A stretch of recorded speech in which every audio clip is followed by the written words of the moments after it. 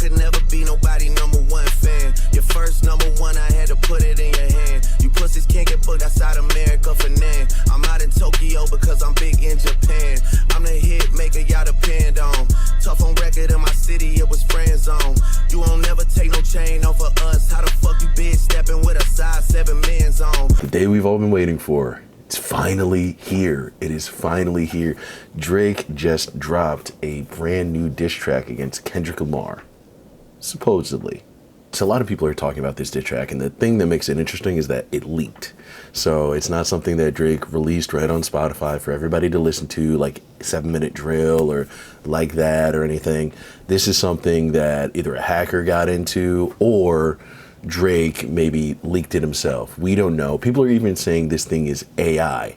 But I just want to say, if this thing is real, which we don't fully know it is, but if this thing is real, but I think it is, but if this thing is real, I'm actually really proud of Drake. I'll be honest, we've been waiting for this for a very, very long time, and he delivered. This is something that I think a lot of people make fun of Drake for being like soft and lame, but at the end of the day, you can't deny that this man is battle tested. Out of the big three, he's the only one that's went toe to toe with other real MCs and won, and he's also taken losses as well too. You know, which is why I think he's going to be such a formidable opponent for Kendrick Lamar. He has battle experience. That means a lot in this. He knows what perception means. He knows not to act too quickly anymore.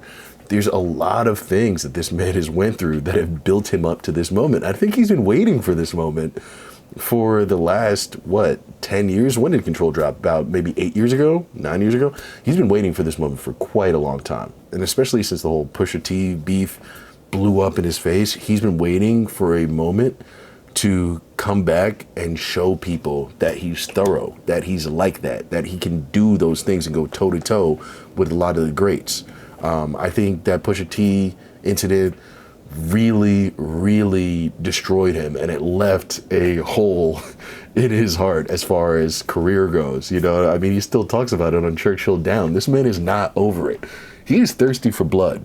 And like, you know, people think Cole is corny, and I'm very disappointed in Cole and what he's done.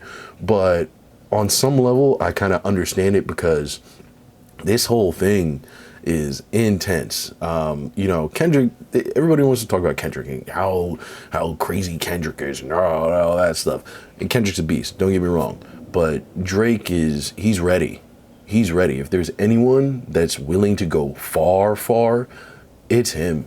It's definitely him. And I'll be honest, I kind of take him as the winner or projected winner of this beef. I'll be real, because I don't think, we now know Cole isn't built for it, but I also don't think Kendrick has that in him on that level. I think he's just gonna talk like, oh, you're popular and you make poppy songs and shit. Oh, people don't like you, you're fake. I think Drake is gonna find out whatever he can from anyone around and rub his face in the dirt.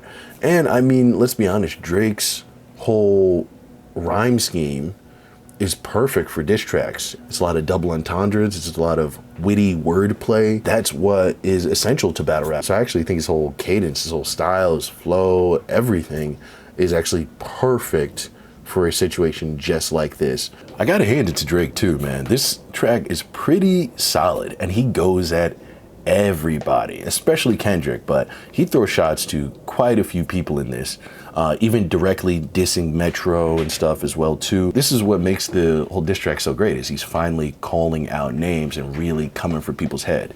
Let's forget all the subliminals, okay? Now this is real hip hop. This is what people are down to really do. It's inspiring. It's great. Yeah, he definitely comes at Kendrick pretty hard, and that whole big stepper but size 7 shoe line was mwah. Unless Kendrick has a new album coming out, he has to respond to this as soon as possible. I'm serious. He has like a week max. You know, and I think 10, 15, 20 years ago, if they were beefing two guys of this caliber, it wouldn't be like that. You'd maybe wait for an album, you waited for a mixtape, you wait for whatever they threw you when they threw it at you, and you just accepted it. But now, because of the internet, the world moves so much faster, And I think you have to adapt to that as a rapper when it comes to controversy like this. When it comes to beef, you know, a lot of it is rhymes, but a lot of it is perception. A lot of it is perception. And right now, the camera moves fast. Okay, if you're not showing it what it wants to see, it turns right away from you. So Drake made this first move. Now the camera's turned on Kendrick. He has to act, or else they're gonna turn right back to Drake, and he's gonna give you another diss track. I know he is. He already did this when it came to Meek Mill with Charged Up and Back to Back. And believe me, if he drops his second diss track, there's going to be a lot of reference to Kendrick not replying when he needs to. Mark my words. Speed is the name of the game with this thing, and that's the edge that Drake has over Kendrick Lamar. He writes songs a lot faster. Now, a lot of you Kendrick stans are gonna be like, oh, writers. And listen, I'm not in the studio with Drake.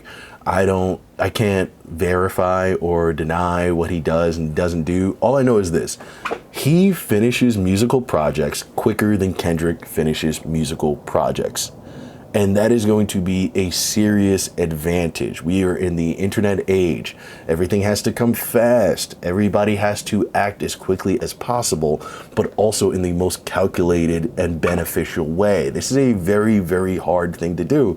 And Drake seems to pretty much be a master of that, usually when it comes to, you know, presenting himself in the right way, you know, with different rappers, or, you know, doing different campaigns for his albums and stuff. And even when he lets you down, he still knows how to make you curious. And that's a real gift he has. Kendrick, on the other hand, definitely is a dude who is a phenomenal rapper, and he knows how to create moments, but at the same time, he doesn't sustain those moments. It's one big pop-up, everybody talks about him for a week or two, and then it fades right back into what everyone else is doing. And I think he's gonna have to learn how to lose that. Kendrick needs to hurry up, because if he gives a rebuttal 6 months from now, it's just not gonna hit the same. But let me know what you guys think. Make sure to like, share, subscribe. You know, put your points of view in the comments. I'll be there to respond to every one of them. And let's really talk about this, because this is crazy. This might be one of the biggest rap beefs in all of hip hop history, and I'm here for it. I'll see you later. Peace.